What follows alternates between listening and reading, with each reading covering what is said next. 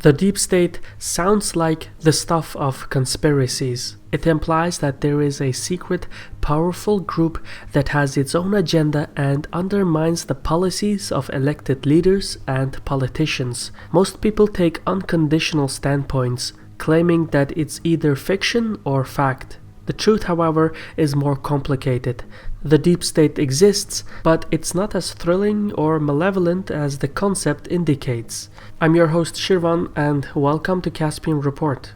In political science, the deep state is described as a collection of decision-making bodies within the government whose long-term policies are unaffected by changes at national levels.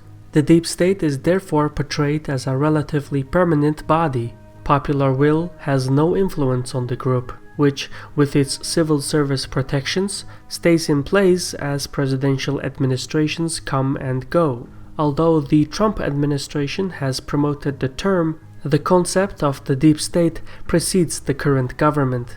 When President Eisenhower delivered his farewell speech in January 1961, he warned that the American nation must guard against the acquisition of unwarranted influence, whether sought or unsought, by the military-industrial complex, and that the potential for the disastrous rise of misplaced power exists and will persist.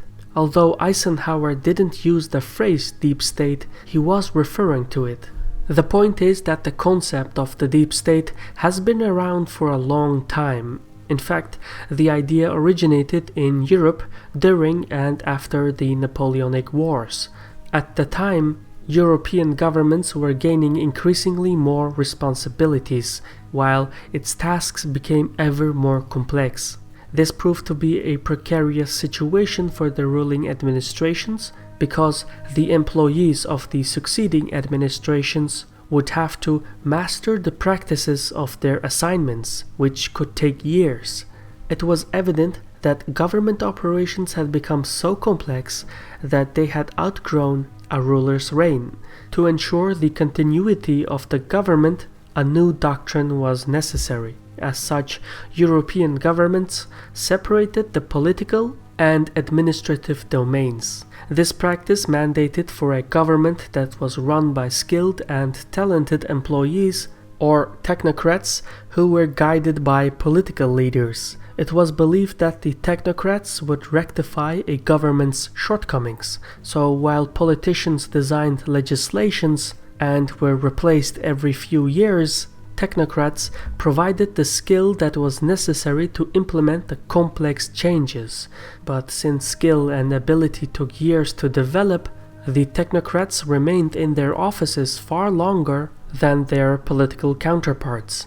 In the United States, following the Civil War, a similar narrative developed when a civilian workforce was assimilated in the agencies and departments of all three branches of government. This workforce, known as the Federal Civil Service, was meant to limit the power of the president. Prior to this, all federal employees of the executive branch served at the pleasure of the president. However, since the head of state could appoint employees, he usually selected those who were loyal to him, or employed people as a political favor. This was problematic because if federal positions could be auctioned off to the highest bidder, it would encourage a kleptocracy run by aristocrats. The only way to ensure a proper government that was run by people based on ability and talent, rather than on class privilege or wealth, was to encourage technocrats to take part in a non-political civil service.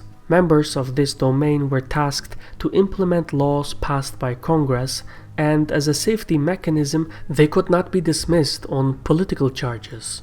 This restrained the powers of the president, but like most political reforms, it had unintended consequences.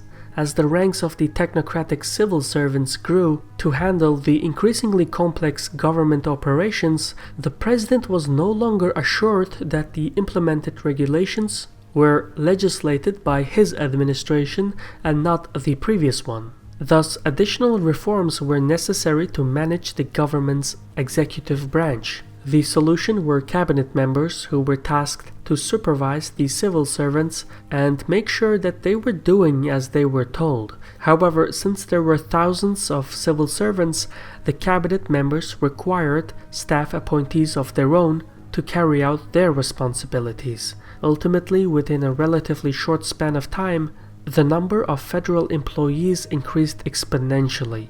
The chain of command was now headed by the president and continued through the ranks of the cabinet members, followed by cabinet appointees and finally civil servants.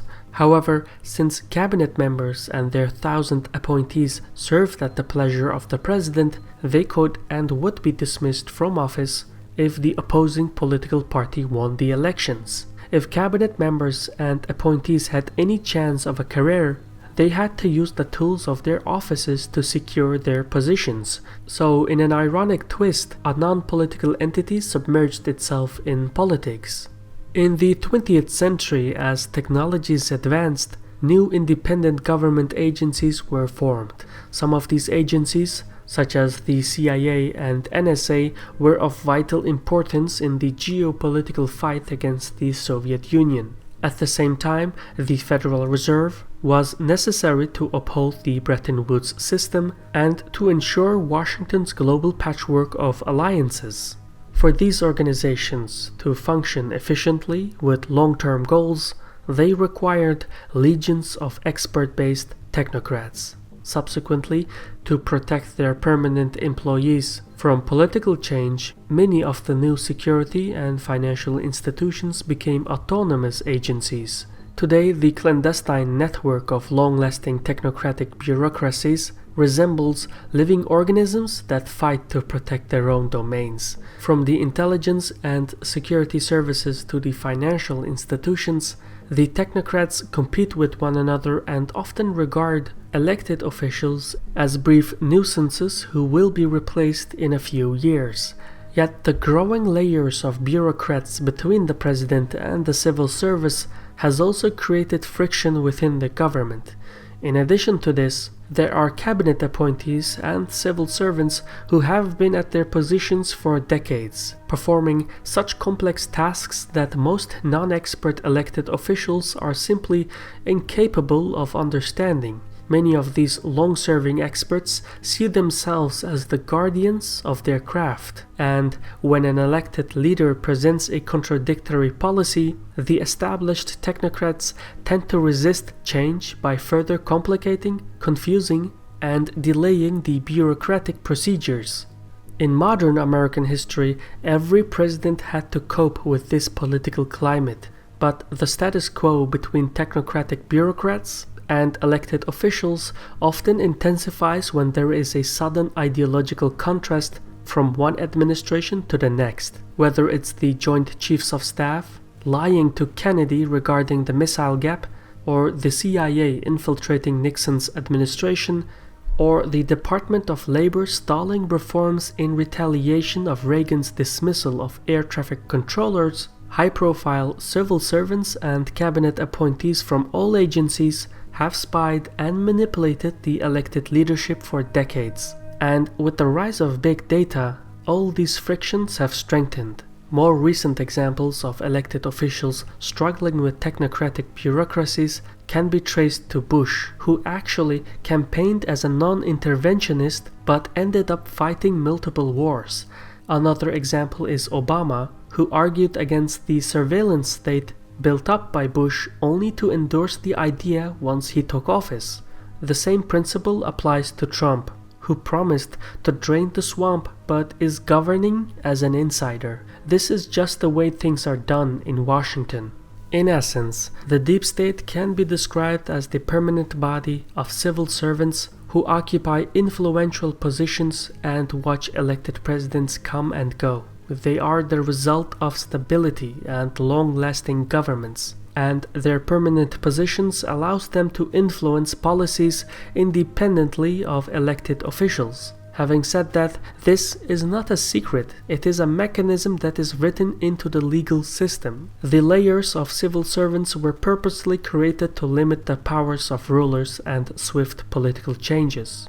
Nearly every developed nation has a deep state of its own, including Russia, Turkey, Iran, Egypt, China, India, France, the United Kingdom, and many, many more. There is no solution to this struggle because every developed government needs experts to carry out complex tasks, but since the employees require years to build up their expertise, they also inevitably construct a protective network to secure their own livelihoods, which makes the deep state both a necessity as well as an obstruction. Considering all of this, it can be said that the more things change, the more they stay the same. I have been your host Shirvan from Caspian Report. Credit goes to our contributors on Patreon for giving us the means to produce a steady stream of content. If you want to learn more about our crowdfunding, visit patreon.com/Caspian Report. In any case, thank you for your time and Sahol.